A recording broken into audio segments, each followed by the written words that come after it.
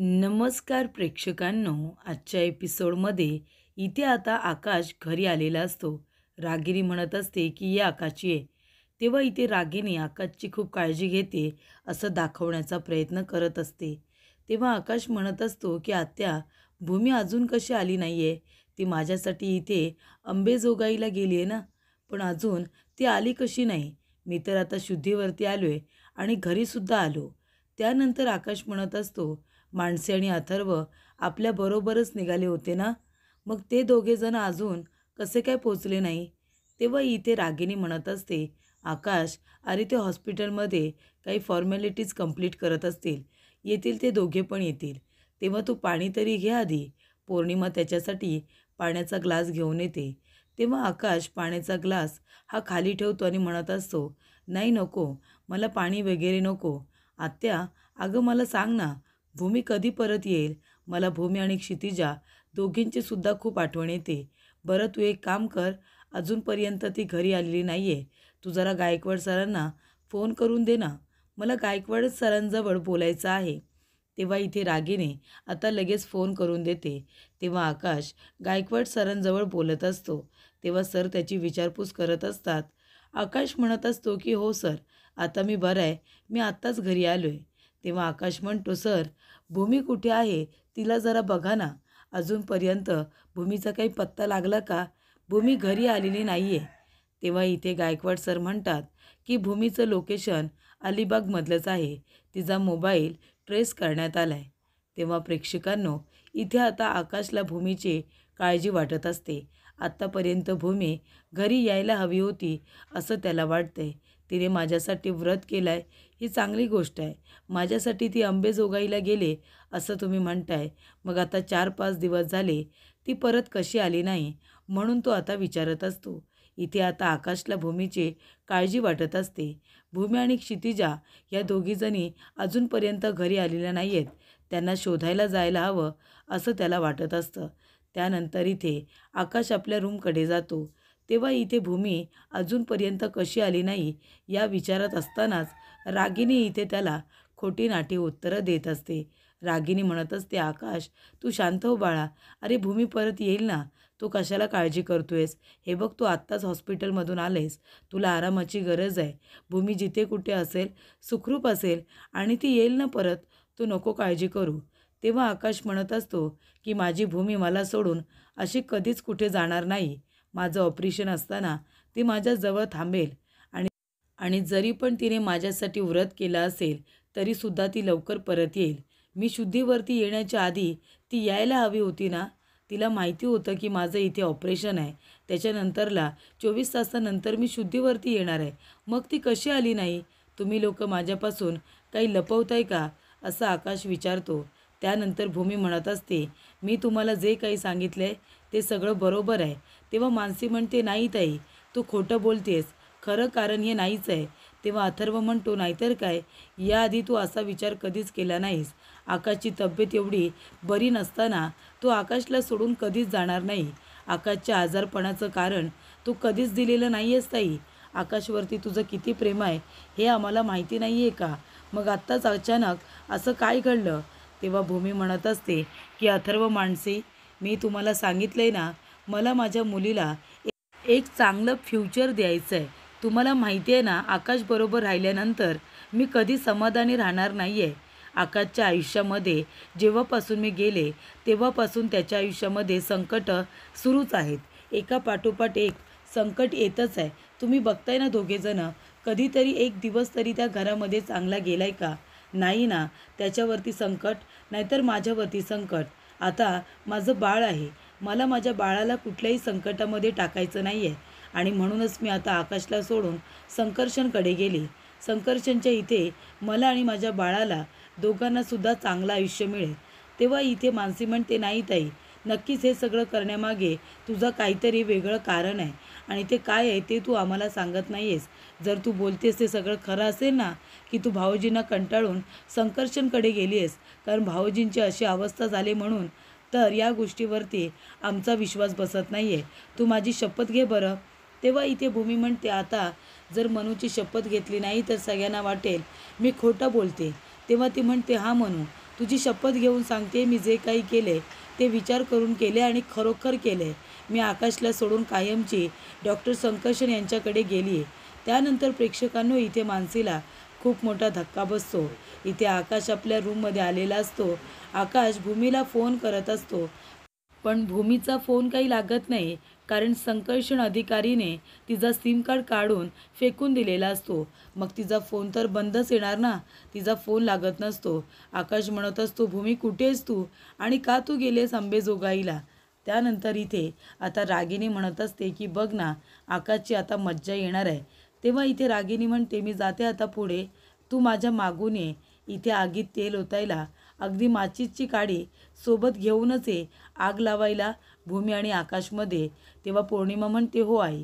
तेवढ्यातच तिथे आता आकाश बाहेर जात असताना रागिनी म्हणते, आकाश कुठे जातोयस तू?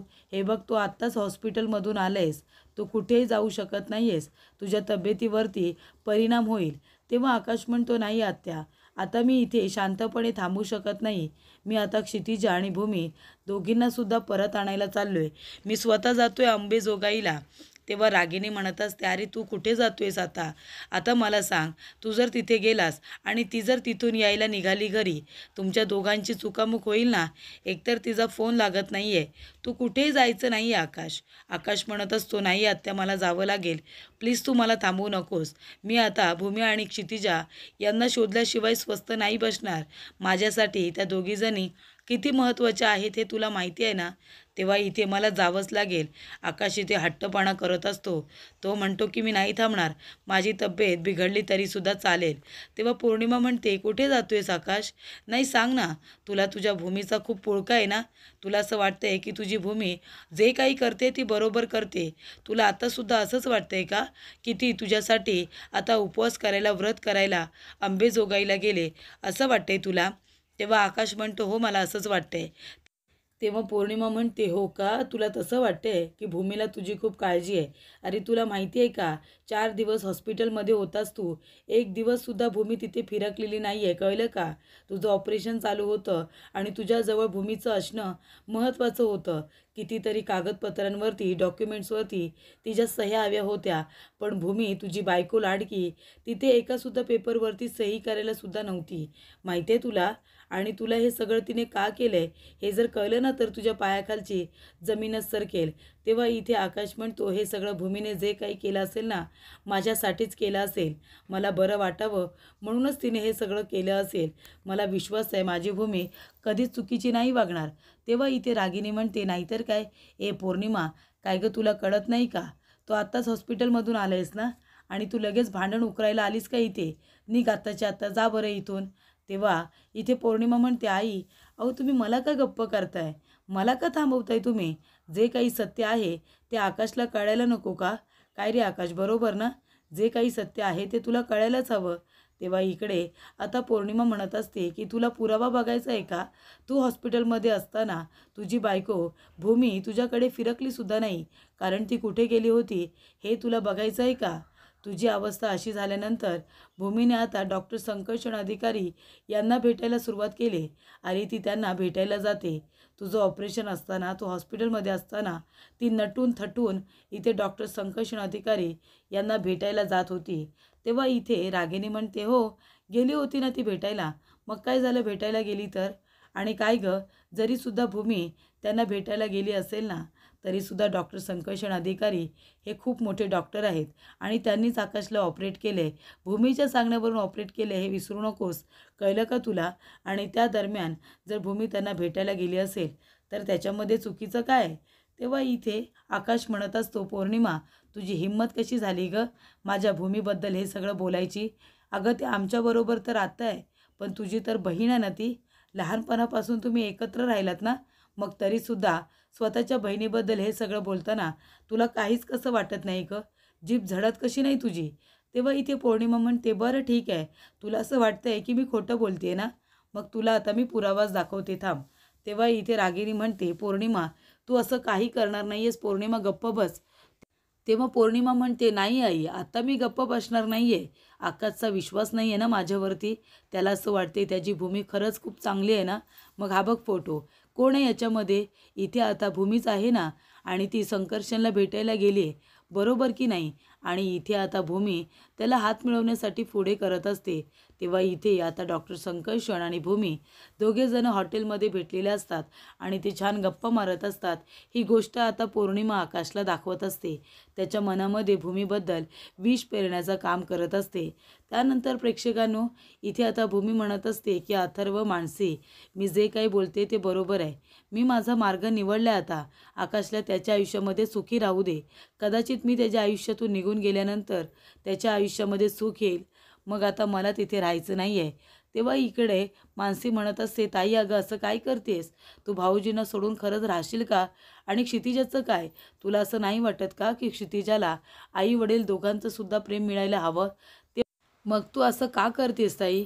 मला तर विश्वासच बसत नाही आहे की आकाश भाऊजींना सोडून तू संकर्षण अधिकारीकडे गेली आहेस म्हणून. तेव्हा इथे आता अथर्व म्हणत असतो की ताई, हे सगळं करण्यामागे नक्कीच काहीतरी कारण असेल. मला विश्वास आहे की तू इथे आकाशच्या बाबतीत अशी कधीच वागणार नाही आहेस. ताई, ते कारण काय आहे सांग ना? का तू अशी करतेस? का इतका टोकाचा विचार केला आहेस?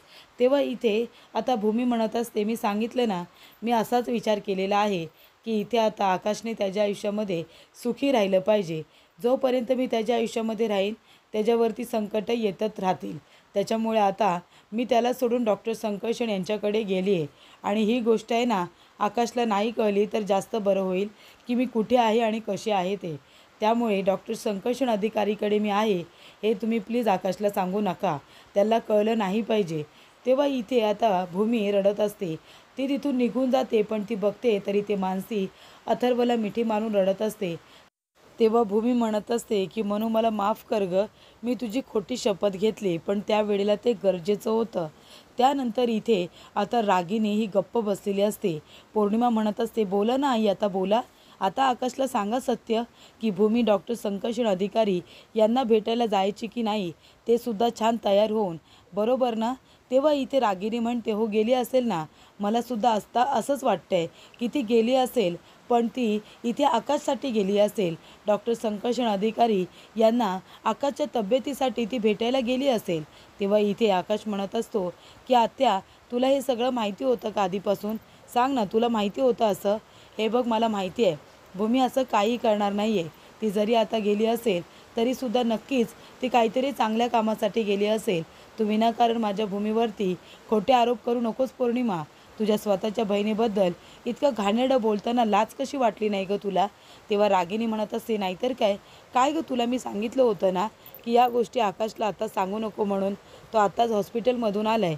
आणि तसंही भूमीबद्दल एवढा वाईट विचार तू कसा काय करू शकतेस? तेव्हा पौर्णिमा म्हणते, मग काय, ती वाईट वागते तर मी वाईट विचारच करणार ना. ती कशासाठी जात होती भेटायला? स्वतःचा नवरा इथे आता हॉस्पिटलमध्ये असताना, मरणाच्या दारात उभा असताना ती इथे डॉक्टर संकर्षण अधिकारी यांना दिवसभर भेटायला का जात होती? त्यांच्याबरोबर वेळ का घालवत होती? तेव्हा इथे आकाश म्हणतो, हे सगळं वागण्यामागे सुद्धा माझ्या भूमीच्या काहीतरी कारण असेल. माझी भूमी खूपच जास्त प्युअर आहे. ती नेहमी तिच्या मनाविरुद्ध कधीही वागत नाही. आणि आतासुद्धा ती जर तिच्या स्वभावाच्या विरुद्ध वागत असेल ना, तर त्याच्यामागे सुद्धा काहीतरी चांगलं कारण आणि चांगला हेतूच असेल. मला माहिती आहे. तेव्हा तू माझ्या भूमीवरती खोटे नाटे आरोप करू नकोस, कळलं ना? तोंडावरती पडशील. तेव्हा इथे आता पौर्णिमा म्हणत असते, ठीक आहे, ह्या वेळेला मी तुला चॅलेंज करते की मी चुकीची नाही आहे. जर मी चुकीची असेल ना, तर ते सिद्ध करून दाखव आकाश. आता विनाकारण मला खोटं ठरवू नका. जे काही आहे ते मी तुम्हाला दाखवलं आणि पुरावासुद्धा दिला आहे. त्याच्यामुळे आता कशा पद्धतीने भूमी इथे निर्दोष आहे ना, ते तुम्ही मला सांगा. स्वतःच्या नवऱ्याचं ऑपरेशन असताना, तो हॉस्पिटलमध्ये असताना ती डॉक्टर संकर्षण अधिकारी यांच्याकडे आता फिरायला जाते, यांच्याबरोबर वेळ घालवते, दोघेजणं बाहेर डिनरला जातात. या सगळ्या गोष्टी ती करत आली आत्तापर्यंत. आणि तरीसुद्धा आकाश, तुला माझ्यावरती विश्वास ठेवायचा नाही आहे? त्यानंतर प्रेक्षकांनो, इथे आता आकाश म्हणत असतो की आता हे सगळं काय आहे सांग ना? कुठे माझी भूमी? कुठे गेली असेल ती? मला तर विश्वास बसत नाही आहे. मी खरंच सांगतोय. म्हणजे आत्तापर्यंत ह्या सगळ्या गोष्टी तुला माहिती होत्या, तू माझ्यापासून लपवलंच. सांग ना, लपवलंस तू माझ्यापासून? तेव्हा इथे आता आकाशच्या डोक्यावरती ताण येतो. तेव्हा रागिनी म्हणत असते की आकाश शांत हो तू बाळा, प्लीज शांत हो. या पौर्णिमाच्या ना बोलण्याकडे लक्ष देऊ नकोस. हे बघ, भूमी जे काही वागते ना, तिच्या वागण्यामागे नक्कीच काहीतरी कारण असेल. आधी मला सुद्धा असं वाटलं होतं, पण बघ ना, म्हणजे भूमीचं अचानकपणे असं जाणं हे खरं तर म्हणजे जरा मनाला हुरहुर लावण्यासारखंच आहे नाही का. पण तू काळजी करू नको. गायकवाड सरांना आता तू फोन केला होतास ना, गायकवाड सर भूमीला नक्की शोधून काढतील.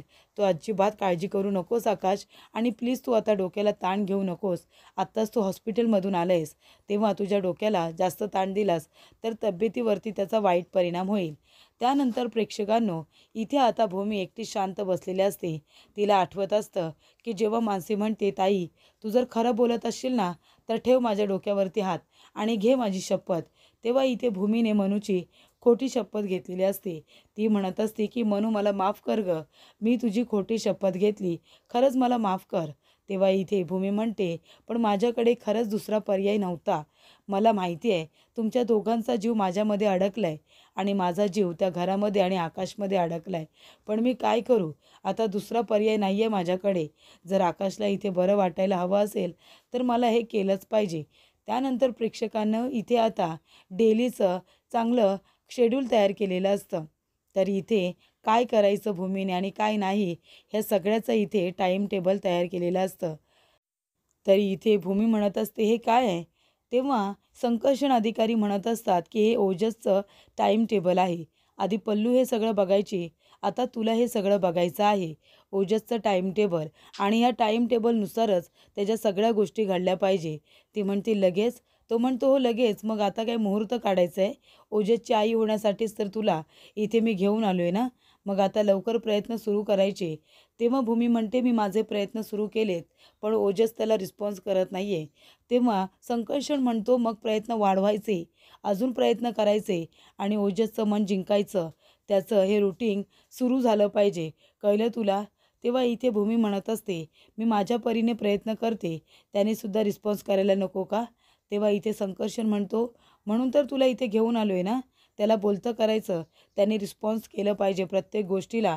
आणि हे शेड्यूल आहे ना, हे जसं टाईम टेबल आहे या पद्धतीने वागायचं. त्यानंतर तो म्हणतो की ते खाली ठेव, टाईम टेबल खाली ठेव. आणि तो इथे पाण्याने एक ग्लास भरून घेतो आणि म्हणतो की हाताची ओंजळ कर, कर हाताची ओंजळ कर. तेव्हा भूमी हाताची ओंजळ करते. तेव्हा संकर्षण तिच्या हातामध्ये पाणी ओततो. पाणी ओतल्यानंतर म्हणतो की हे पाणी घ्यायचं आणि चेहऱ्यावरती मारायचं. तुझ्या चेहऱ्यावरती या हातामध्ये पाणी घेऊन आता चेहऱ्यावरती शिंतोडे मारायचे आणि फ्रेश व्हायचं. या घरामध्ये राहतेस ना, या घरामध्ये राहिल्यानंतर चेहरा फ्रेश दिसला पाहिजे. त्याच्यामुळे तू फ्रेश राहिलीस तरच घरामध्ये पॉझिटिव्हिटी येईल आणि मग ओजससुद्धा तुझं ऐकेल. तू सुद्धा ओजसला इथे हसायला खेळायला शिकव, त्याला आनंदी राहायला शिकव. त्यासाठीच मी तुला इथे घेऊन आलो आहे आणि त्यासाठी तुझं फ्रेश राहणं सगळ्यात जास्त महत्त्वाचं आहे. हा रडका चेहरा दिवसभर ठेवायचा नाही, आनंदी राहायचं, खुश राहायचं, कळलं तुला. तेव्हा इथे आता संकर्षणने तिला ठणकावून सांगितलेलं असतं की माझ्या घरामध्ये राहायचं असेल तर व्यवस्थित राहायचं. चेहरा इथे हसरा असला पाहिजे, पॉझिटिव्ह असला पाहिजे, टवटवीत दिसला पाहिजे. आणि म्हणूनच तो तिला सांगत असतो की चेहऱ्यावरती हे ओंजळीतलं पाणी आहे ना, ते चेहऱ्यावरती मार, मग तू टवटवीत दिसशील. तेव्हा इथे भूमीला आता त्याच्या बोलण्याचा राग आलेला असतो. तो इथे ओंजळीमध्ये पाणी देतो, ते पाणी ती आता बाजूला फेकून देते आणि रागानेच म्हणते की राक्षस. तेव्हा इथे संकर्षण म्हणतो, काय काय म्हणालीस तू. तेव्हा भूमी म्हणते, नाही काही नाही म्हणाले मी. तेव्हा इथे संकर्षण म्हणतो, पण मला म्हणायचं आहे, हे टाईम टेबल दिलं आहे ना, त्या पद्धतीने ओजसची सगळी कामं झाली पाहिजे. माझ्या मुलाला आई मिळायला हवी आहे, म्हणून तुला इथे मी घेऊन आलो आहे. त्याच्यामुळे लवकरात लवकर त्याची आई बनण्याचा प्रयत्न करायचा, त्याच्याबरोबर चांगलं वागायचं, हे आता संकर्षणने आता भूमीला सांगितलेलं असतं. तेव्हा इथे भूमीला संकर्षणच्या या वागण्याचा फार राग आलेला असतो. त्यानंतर मनू आणि अथर्व दोघेजणं घरी आलेले असतात. मानसी म्हणत असते, अथर्व खरंच सांगते तुला, ताईच्या वागण्याचं मला खरंच खूप आश्चर्य वाटते. म्हणजे ताई इथे भाऊजींना सोडून त्या संकर्षणकडे निघून जाईल, माझा विश्वाससुद्धा बसत नाही आहे. आणि ताईच्या आयुष्यामध्ये हा संकर्षण आला तरी कुठून, त्याची काय जागा आहे. तेव्हा इथे आता अथर्व म्हणत असतो, मला तर विश्वासच बसत नाही आहे की ताई आकाशला ह्या अवस्थेमध्ये सोडून जाऊ शकते, ते सुद्धा डिवोर्स पेपर साईन करून. तेव्हा अथर्व म्हणतो की म्हणू मी काय म्हणतो, आकाशची तब्येत अजूनपर्यंत व्यवस्थित झालेली नाही आहे. त्याच्यामुळे आत्ता जर त्याच्या हातामध्ये ते जर डिवोर्स पेपर लागले ना, तर त्याची तब्येत अजून बिघडेल. तो ताईसाठी आणि क्षितिजासाठी आधीच वेडापिसा झाला आहे आणि त्याच्यामध्ये ताईने त्याला डिवोर्स दिला हे जर त्याला कळलं तर त्याचं काही खरं नाही आहे. कारण भूमी अथर्व आणि मनूला म्हणालेली असते की मी डिवोर्स पेपर साईन केलेत, त्याच्यावरती आकाशची सही घ्या आणि लवकरात लवकर ते डिवोर्स पेपर मला पाठवून द्या. तेव्हा इथे अथर्व आणि मनू दोघेही टेन्शनमध्ये असतात. म्हणत असतात की आकाशला डिवोर्स पेपरबद्दल आताच काही कळता कामा नये, नाहीतर तो त्या गोष्टीचं खूपच जास्त टेन्शन घेईल. त्यानंतर इथे आकाश आता कुणाचा ऐकत नसतो. भूमीला आणि क्षितिजाला शोधण्यासाठी बाहेर पडत असतो. तेव्हा रागिनी म्हणत असते, अरे कुठे जातोयस तू आकाश, थांब ना. तरीसुद्धा आकाश म्हणतो, नाही आता मी थांबणार नाही आहे, मी भूमीला शोधायला जाणारच. तेव्हा इथे अथर्वसुद्धा असतो. रागिनी म्हणत असते, अथर्व माणसे अरे थांबव ना आकाशला. तेव्हा अथर्व म्हणतो, आकाश कुठे जातोयस तू, हे बघ तू कुठेही जाऊ नकोस. तेव्हा इथे आकाश म्हणतो, नाही मला भूमीला शोधायला जायचं आहे. तेव्हा इथे अथर्व म्हणतो, हे बघ भूमिताईला शोधायला नंतर जा, तू आत्ताच हॉस्पिटलमधून आलायस, तू प्लीज कुठेही जाऊ नकोस, असं अथर्व म्हणतो. तेव्हा इथे आकाशला दोघांनी मिळून आता शांत केलेलं असतं. तर प्रेक्षकांनो पुढील भागामध्ये आपण बघूया. इथे रागिनी म्हणते, हे बघ आकाश, हे बघ तुझ्या लाडक्या भूमीने काय केलंय बघ, तुला त्या भूमीची खूप काळजी आहे ना. अरे पण तू हॉस्पिटलमध्ये असताना डिवोर्स पेपरवर साईन करून गेली ती, तुला तिने डिवोर्स दिला आकाश. आता तुझ्या सहीची वाट बघते ती, तिला तुझ्याबरोबर राहायचं नाही आहे. ज्या भूमीला तू नुसता शोधण्यासाठी वेडापिसा झालेस, त्या भूमीला तुझ्याकडे राहायचंच नाही आहे, ती गेली तुला सोडून. तेव्हा इथे उद्योगपती आकाश महाजन सुखरूपरित्या हॉस्पिटलमधून डिस्चार्ज होऊन घरी गेल्याची बातमी न्यूजपेपरमध्ये छापून आलेली असते. ती बातमी इथे आता भूमी वाचत असते आणि ती खूपच जास्त समाधानी होत असते की इथे आकाशला आता बरं वाटत असतं. जेव्हा भूमी म्हणते की ती तुला डिवोर्स देऊन गेले, तेव्हा आकाश म्हणतो, माझा विश्वास नाही आहे, भूमीच्या अशा वागण्यामागे सुद्धा नक्कीच काहीतरी कारण असेल, असं आकाश म्हणत असतो.